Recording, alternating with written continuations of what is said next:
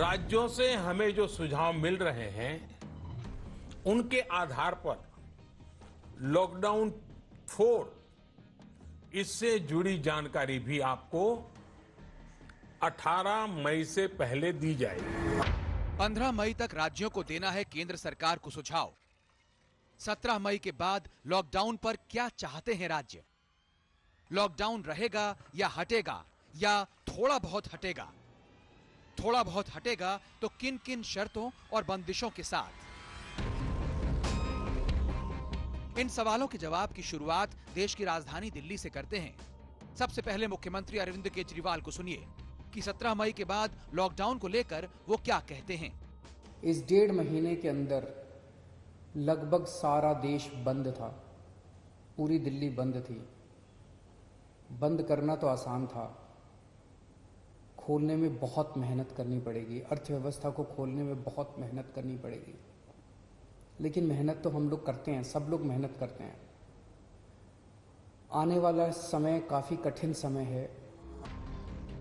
आने वाला समय कठिन है, लेकिन देश की राजधानी का चक्का जाम तो नहीं हो सकता ना। इसीलिए मोदी सरकार को अपनी रिपोर्ट सौंपने के लिए मुख्यमंत्री केजरीवाल ने राज्य के लोगों से सुझाव मांगा। करीब 5 लाख लोगों ने सुझाव दे दिए, जिसके आधार पर केजरीवाल तय करने वाले हैं कि दिल्ली में क्या खुलेगा मगर थोड़ा थोड़ा, और क्या क्या बंद रहेगा। फैसला तो राज्य सरकार की सिफारिशों पर केंद्र सरकार लेगी, लेकिन जिस तरह प्रधानमंत्री मोदी ने राज्यों के सुझावों को तरजीह देने की बात की है, उससे लगता है कि दिल्ली में स्कूल, कॉलेज, यूनिवर्सिटी और शैक्षणिक संस्थानों के खुलने के आसार नहीं हैं। दिल्ली में अभी सैलून, स्पा और ब्यूटी पार्लर पर लगता है कि ताले लटके ही रहेंगे। सिनेमा घरों के पर्दे अभी सन्नाटे में ही पड़े रह सकते हैं। स्विमिंग पूल में नहाने की इच्छा रखने वालों को बाथ टब से ही संतोष करना पड़ सकता है। अभी भी बुजुर्गों और कैंसर, दमा, शुगर और दिल के मरीजों के लिए बाहर निकलने पर रोक हो सकती है। और हाँ, रेड जोन का तो मतलब सारे कामकाज ठप। मुख्यमंत्री केजरीवाल अगर दिल्ली के लोगों की राय से चले तो यही आसार दिखते हैं। इस पे लगभग लोगों की सहमति है कि अभी बार्बर की शॉप, नाई की दुकान नहीं खोलनी चाहिए। उसमें काफी ज्यादा कांटेक्ट होता है, उससे कोरोना फैलने का डर रहता है। उसी तरह से spa, salon, cinema halls, swimming pools, इसमें अधिकतर लोगों ने कहा कि अभी फिलहाल ये नहीं खुलने चाहिए। अब सवाल है कि क्या खुल सकता है, और खुलेगा भी तो उसकी सीमा क्या हो सकती है। ये सारा फैसला केंद्र सरकार को सुनाना है। लेकिन दिल्ली सरकार के रुख से लगता है कि रेस्टोरेंट वगैरह खोले जा सकते हैं और होम डिलीवरी का इंतजाम हो सकता है।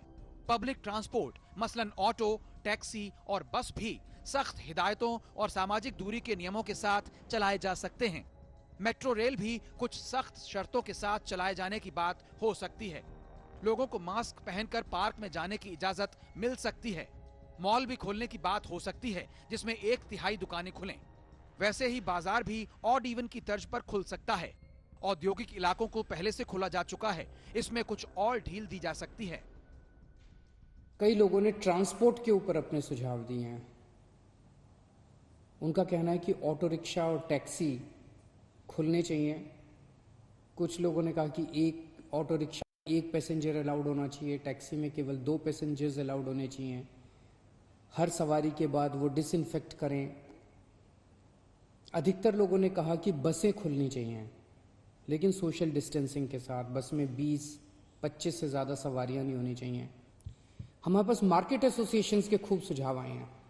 कई सारी मार्केट एसोसिएशंस ने सुझाव भेजे हैं, और अधिकतर मार्केट एसोसिएशंस का ये कहना है कि मार्केट और मार्केट कॉम्प्लेक्स खुलने चाहिए।